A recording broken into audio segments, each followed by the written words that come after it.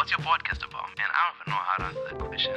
It's about conversation. It's about speaking with people and having dialogue about, things that are going on around us, things that we see in society, and just having our opinion on those things and meeting different people and speaking with them, getting to know them, getting to see how different individuals think, how different individuals see life. That's what the podcast is really about, and that's what you're tuned in, hosted by the one and only Uncle Kevin. Hello, guys. How you doing? Welcome back to the podcast. Today we're in episode 25. Today we'll be talking about a book that I recently picked up by Patrick Bet-David. It's called Doing the Impossible: The 25 Laws of Doing the Impossible. How how many of us would try to do the impossible? Changing your life, losing weight, making money, making a change in the world. Like that for me is one of those things that I've always viewed as impossible. So when I saw this book, I was like, you know what? I'm gonna give it a shot. So I will not be going through all 25 laws in this episode, but we'll break down into 5 episodes. So today we'll be covering 5 laws. The laws that we'll be covering today are: invest in your identity. That's law number one. Law number two, let the right ones in. Law number three, protect your credibility. Your credibility score. Law number law number four is strengthen your greatest weapon, and law number five is challenge your way of thinking. All right. So in this book, the author begins by asking us a question. Do you remember a time where you used to believe you could be anything? I remember when I was a child, when I was asked what would I want to be, I always wanted to be a soccer player. I always wanted to be you know, in front of people, having people with jerseys with my name, playing for my national team back then. Because I come from Zimbabwe originally, so they used to wear yellow jerseys, and I always imagine myself running down the wing in a yellow jersey, scoring a World Cup win or something like that, and making my family proud, making my nation proud, making my country proud. As I got older, my dreams began to change. At some point, I wanted to be a pilot. Man, I really wanted to fly planes. I remember we took a trip to the airport and we had to fly. Well, not fly as such, but we had to sit in the cockpit and see how all that stuff works. And I fell in love with it. I really wanted to be a pilot for a period of time. Then I wanted to be a policeman because I started watching movies, and you'd watch all those police chases and how cool detective movies were. I remember watching Martin Lawrence at one point, and I was like, yeah, when I grow up, this is something that would interest me. And I used to have this vivid imagination. I remember I'll be playing soccer in the streets, and I'll be calling myself David Beckham, bend it like Beckham. I was so obsessed with Beckham to the point that at some point I actually developed the technique of hitting free kicks. But unfortunately, as I got older, I never really stayed with soccer. I had to focus on my studies, and I had to focus on other things that I fell in love with as I got older. But for the author to ask us this question is, you remember having that imagination of a child where you believe you are literally anything and can be anything. Somehow we lose that as we get older. um, Part of the book which captures me is when he says Hollywood makes money by creating movies to make you believe for a split second that you can be Rocky, Rudy, Peyton, or Alexander the Great. The downside is that a person spends $20 to watch the hero instead of being that hero himself.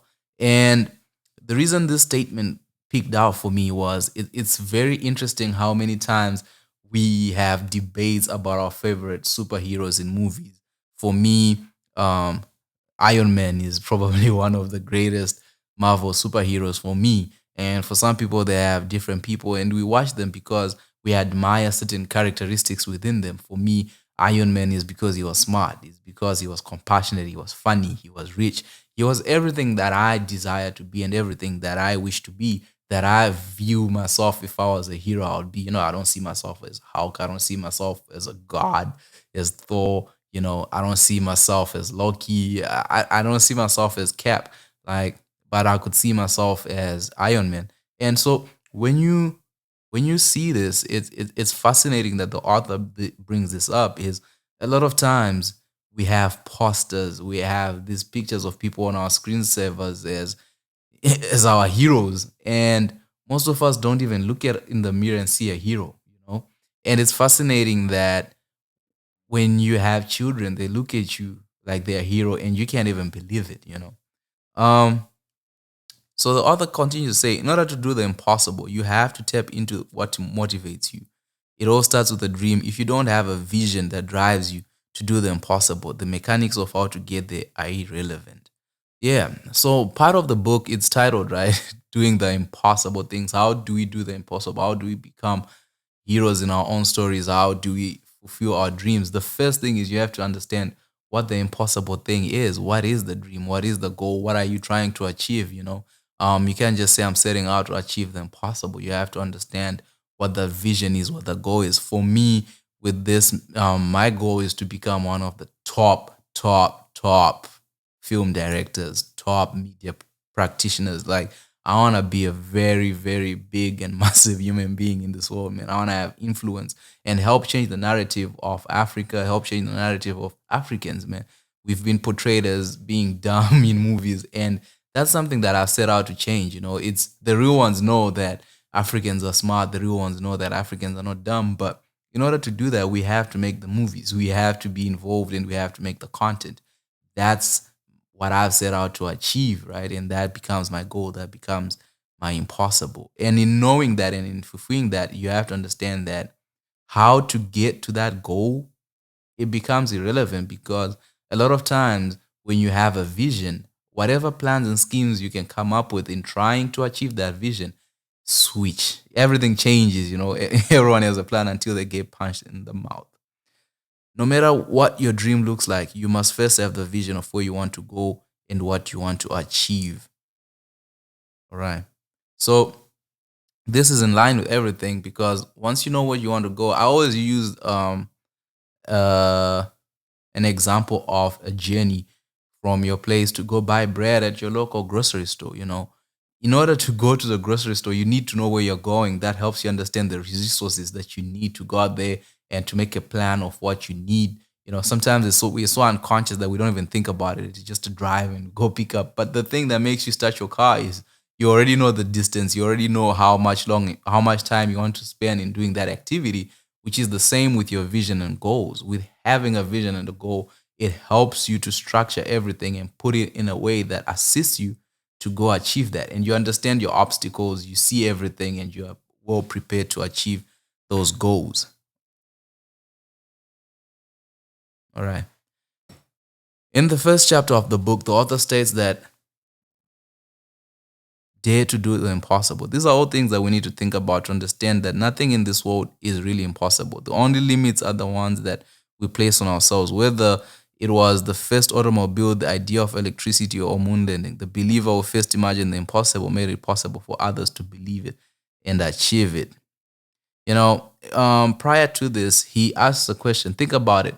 Before we had planes, there was a world. You know, today I met a lady who was 74 years old, and she asked me how old I am. I'm barely 28. And she's like, wow, you're so young. And she was just explaining to me how, in the period that she's been on Earth, how she was born before the technology that we're experiencing right now and the technology that she's seen in her time. I was so fascinated. She was telling me that she used to live in Quebec, and how back then when she was a child they didn't have a fridge. Like, a fridge didn't exist then. Back then what they had to use was people would come with big blocks of ice, and and that's how they kept food cold. And sometimes they had to go get snow to melt it in the house to have water to drink, and they didn't have tap water. And this is in a period of life from, this is just 74 years. I was like, wow. It's fascinating and amazing to me that the world has transformed so much in a short space of time. But when you think about the time that I've been on this earth, 28 years, we didn't have cell phones when I was born. Phones, landlines were there, technology was there. The internet only got birth like 2 years after I was born. So when you think about how far the world has progressed 25 years later, and how kids born within the last 10 years were literally born into this phase of technology, into this phase of fast moving technology, it makes you look in awe and wonder what really is impossible and how do we make things very possible. And it only happens by the first person trying to achieve greatness, that we see it. We're like, oh, you can do this, so can I. Right. One of the things that stops us from believing that, we can achieve the impossible that the author brings up is the spirit of fear. Fear is the most destructive emotion for personal transformation. Fear thrives on the unknown. Our imaginations run wild with the possible negative scenarios. By choosing to put yourself in situations where you have to face your fear, you learn that it is far easier to face reality than the endless loop of possible challenges your mind creates. The feeling of overcoming fear in turn gives you confidence to face the next challenge. Our lives improve only when we take chances, and the first and most difficult risk we can take is to be honest with ourselves. So he touches on a lot of points there. One thing is, when it comes to pursuing your dreams, when it comes to pursuing your goals and trying to achieve anything, the first thing that hits you is fear and the desire to make things perfect. What fear does and creates in all of us is these scenarios in our mind where it makes no sense, man. It's like, I remember the acronym fear standing for false evidence appearing real. It's ridiculous how real a lot of things are when you're afraid. Like a shadow of a tree can be a bear in your eyes if you're walking down the woods. You can think that there's somebody there when there's nobody. Think about every time you have to take out the trash at night and it feels like someone is chasing you when you're walking back into the house, man. Um, and then we move from there where he speaks about our lives only improve when we take chances. And the thing is, by taking chances, we're just trying. The essence of it is you don't know what you don't know. And a lot of times we're afraid of the unknown. But by just taking a chance, you never know. You never know what will work out. You never know what will not work out. And that's the big risk. We have to be super honest with ourselves. Like, yo, I'm willing to to take this chance and go after it. Making the decision to pursue the impossible is scary at first. You have to face your fears and throw away your excuses. Start out by believing two important things: you are capable of greatness, and that facing your fears to realize your dreams will be the best decision you've ever made. You know, um, the number one thing a lot of us grow up with is we grow up around people who did not succeed at the things that they wanted to achieve, to the point that their lack of belief within us starts to affect us into believing that what we are trying to achieve is borderline impossible to achieve. And so you grow up in this fear, in this phase of things happening, of people destroying your psyche and making it difficult for you to realize that whatever you put your mind to, whatever you dedicate yourself to, you can achieve. You can be great. A lot of times we look at great people and how their offsprings tend to be great as well, and how for people who are not great, their offsprings tend not to be great because environment helps shape individuals. So part of this is you have to understand, especially if you come from environments where there's very few people who have been successful, you put yourself in a position to understand that no, I can be great. I can do something with my life. The buck stops with me. This is the last time that we will be broke. This is the last time that I don't know, we will be out of shape. Whatever greatness means to you, the buck starts with you. So now we'll go deep down into the laws. First law that we'll be looking at is invest in your identity. That's law number one. In this chapter, what the author touches on is you have to have an understanding of what your identity is. Who do you identify as? I once heard somebody say that the trick with identity is once you define who you are, you also define who you are not. So your identity can be your reputation. Your identity can be how you carry yourself, how you dress, how you show up at places, how people think about you. That's your identity, and you have to work hard to base this off. Okay, have you ever thought about your identity, not just your name and vital statistic, but what and who you are? Where we are in life is based on our identity. Our beliefs are based on our identity. Our future worth and opportunities will also be based on our identity. Many people think that if they change their circumstances, e.g., get a new higher paying job, their identity will follow suit. This approach is actually backwards. In reality, we change our identity from the inside out and change and changing our circumstances will follow. One of the quotes that I live by is, first we do the work, then the dreams will come. What tends to happen a lot of times with the issues of identity is, if your identity is based on the belief, say, and an example that's given in the book is, you make $30,000 a year. You have the identity of a $30,000 a year person. That's the amount of money you make. That's the type of house that you live. And then some catastrophe happens, and you start making $200,000 a year, because your identity is based on how you saw yourself at $30,000. You start to feel inferior at 200,000, associating with people who make $200,000 a year.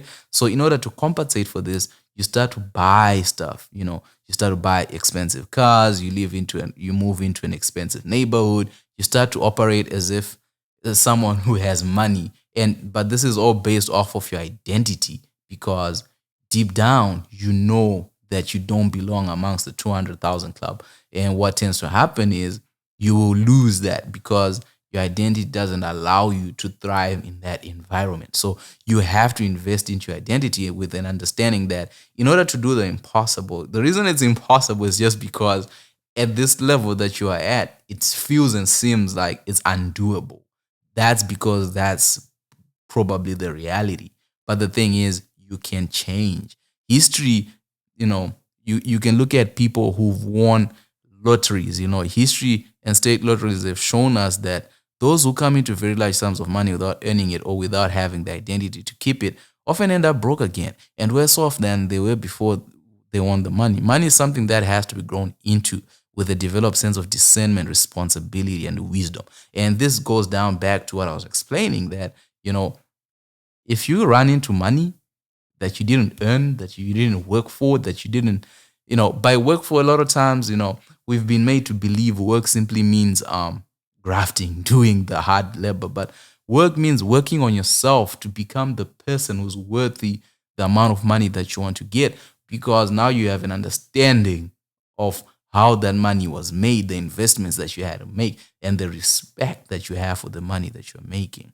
You know, Sometimes, so always work on yourself, never stop working on yourself. Sometimes it may take years for us to actually transform into the person we see ourselves as. But if we truly believe that that is the person we're meant to be, eventually we'll find a way to embody the identity. So if you want to make $200,000 a year, $1,000,000 a year, $1 billion a year, you have to become that person. You don't just wake up with the millions. You don't just wake up and do the impossible. You have to become a 5-year overnight success, because those 5 years help transform you from the poor version of you to the richest version of you. Building identity is about earning that identity. It's about doing the hard work, seeking the information, transforming yourself from the inside out into the person you envision on becoming. The empires of the future are empires of the mind. If you want your future to look different, you have to start by changing your thinking and building your identity into the person who you desire to be. So think about this, man. Whoever you want to be is going to be determined by your mind, by the things, the investments that you make in your mind, the amount of work that you make in your mind. If you want to transform your identity, you must make the process of a priority in your life. The time that you spend on your identity makeover will positively transform the other areas of your life. In the book, the author asks a question: out of your 168 hours a week, how many hours do you spend reading, listening to personal development CDs, attending personal professional conferences, or associating yourself with high identity individuals?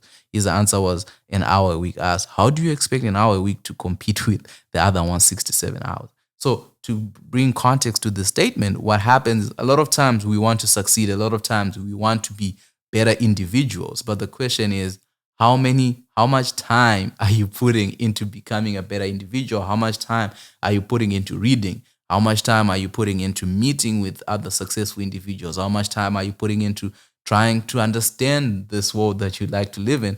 And what tends to happen a lot of times is we invest our time into things that we do not want to have. And by the end of the year, we look back and say, how come my life hasn't progressed as much as I wanted it to when I've been doing the work? Yeah, you've been working on the wrong thing. So we move on to the next law. The next law is, let the right ones in The idea is to create an advisory board of friends who lift you up, challenge you, inspire you, and hold you accountable. Your friends are going to influence you either way. So why not pick the friends who will be positive influence? Birds of the feathers flock together. The essence of this law is you have to be very careful who you allow in your life, your friends. You have to vet them. You have to be very clear in terms of what you expect, what you tolerate, what you do not. If they bring you down, walk away. If they do any weird stuff, walk away. The goal is to understand that your success and your future is based on you. You know the statement, show me your five friends and I'll show you who you are. That statement, in as much as it's weird, it is true. Because a lot of times, if you have friends that are constantly complaining, trust me, if it looks like a duck, quacks like a duck, talks like a duck, it is a duck. You will soon start complaining. That will influence you to do some negative stuff. So you have to be very careful of the people that you allow within your life. And these are things that we've been told growing up. These are things that we've read in books. We have a couple of examples of successful people and their friends. Walt Disney befriended Ray Kroc while the two were working together as ambulance drivers in 1917. Bill Gates and Warren Buffett have become friends and partners in philanthropy. Magic Johnson and Larry Bird were both competitors and friends. They spoke the same language of doing the impossible. Two of the most influential American authors of all time, Ralph Waldo Emerson and David Thoreau, lived in the same small town and were close friends. Their dialogue helped shape each other's philosophy. Another famous friendship existed between writers C.S. Lewis and J.R. Tolkien. The two became the best of friends, not just because of their shared belief in the power of myth and writing, but also because they share religious beliefs. Making the active decision to change your associations can lead to some painful criticism. For example, if you realize that if you want to make it to the NBA, you need to stop playing ball with your friends at the YMCA and instead start running with players at a much higher level. What tends to happen with this one, and it affects all of us, when you want to succeed, you have to ask yourself, what's the definition of success? What's your definition of success? What are you trying to do?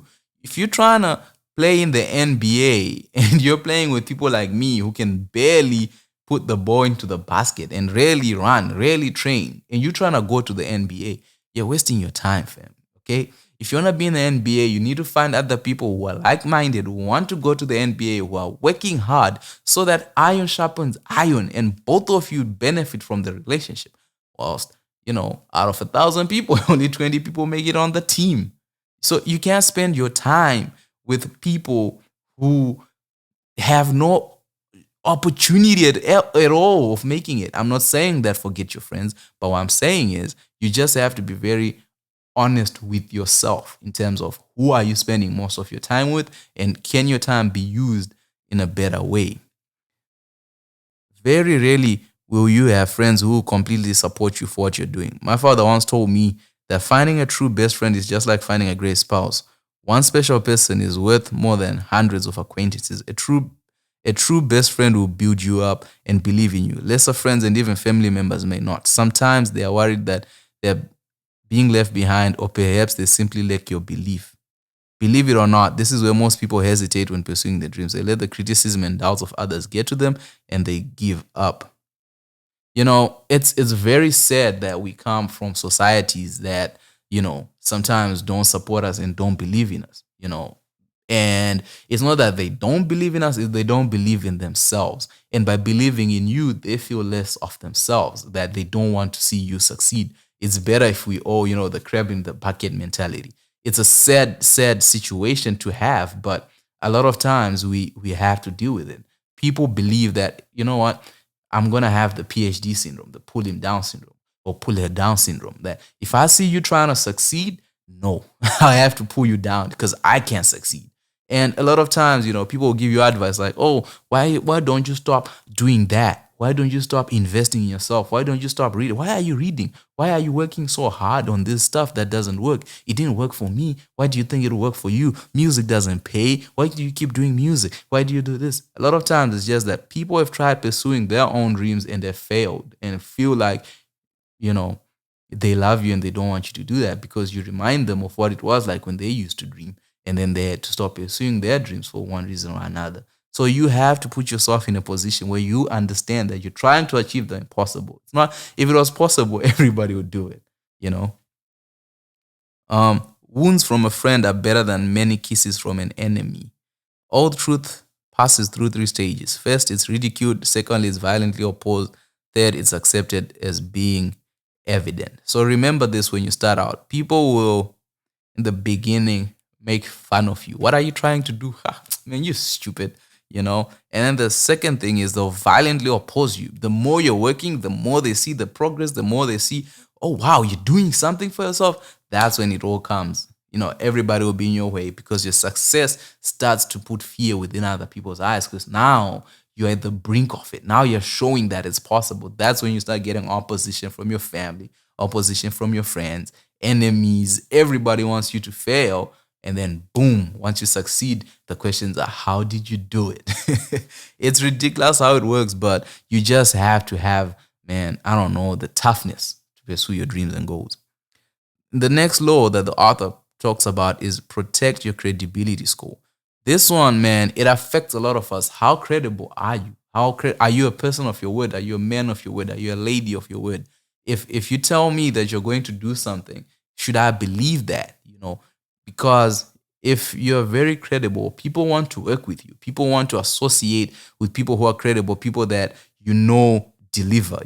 Think about someone telling you, I'll email you on Friday, and then Friday pops up and the email comes up, you've forgotten about that. You're like, damn, that person is very credible. You look at this podcast game, people say, I launch a video every Monday, every Wednesday, and then come Wednesday, there's nothing.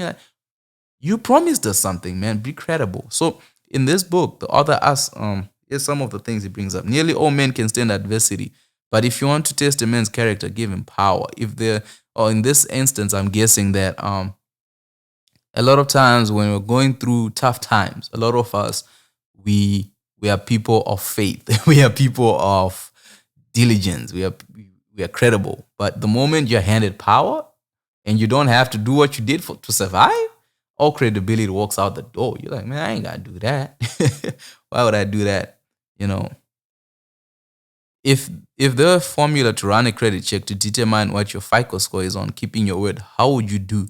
If you had to run my report in 1997, that, his FICO score would be low, and probably mine too, man. I'm prior to this year, I was really old talk, no action. I was working a little bit, but I know my potential. I know what I can do. But I was really a lot of talk, man, and little action, a lot of excuses. This doesn't work because of that. That won't work because of this, but I'll do this. And then I'll just be a dreamer. And with time, it's been 8 years. You're like, yo, I've done nothing with my life than just give excuses. I realized how powerful a person becomes when he strengthens his own word. It starts with small promises you keep and leads to big commitments where someone will put a lot of trust in you because you've earned it. Do not make any commitments that you are not 100% sure that you can keep. One of the toughest things in life is when you trust somebody to do something and they fail to do it. Like, oh, we'll meet at 10 a.m. and they show up at 11. And here you are, you had plans like, oh, when we meet at 10 a.m., by 10:30 we'll be done with our meeting, I'll move on. And then that person shows up at 11. Man, come on. There are 7 things that will destroy us. These ones are important. There are 7 things that will destroy us. Wealth without work, pleasure without conscience, knowledge without character, religion without sacrifice, politics without principle, science without humanity, business without ethics. I'll repeat this. There are 7 things that will destroy us. Wealth without work, pleasure without conscience, knowledge without character, religion without sacrifice, politics without principle, science without humanity, business without ethics. That's a whole list. I'll just touch on a few there. Wealth without work.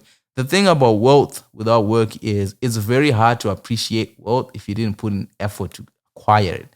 Like, it takes sacrifice. It takes a lot of hard work. It takes a lot of, bouncing your head for something, and you just got it. It's easy to spend money you just got. Think about if you give someone $2,000, they just pick it up, go spend it. Look at how kids play with food. It's like, but if you work for that food, if you do the work, you appreciate everything that you have, man. Knowledge without character. Knowledge without character simply means some people know stuff, but they don't have the character to implement that knowledge. Think about gossipers. Like, you have the knowledge that something happened, and all you think about is gossiping, talking about somebody instead of helping, instead of doing something about the situation. You don't have the character within you to do it. You know, you don't get to this point overnight. Becoming a person who keeps your word starts with doing the little things like calling someone back when you say you will, or arriving at an appointment in time. When you're trying to become a person or build your credibility, a lot of times it's just about being punctual at work. Just show up wherever you have to go on time. That's it. Make a promise to yourself. Achieve that.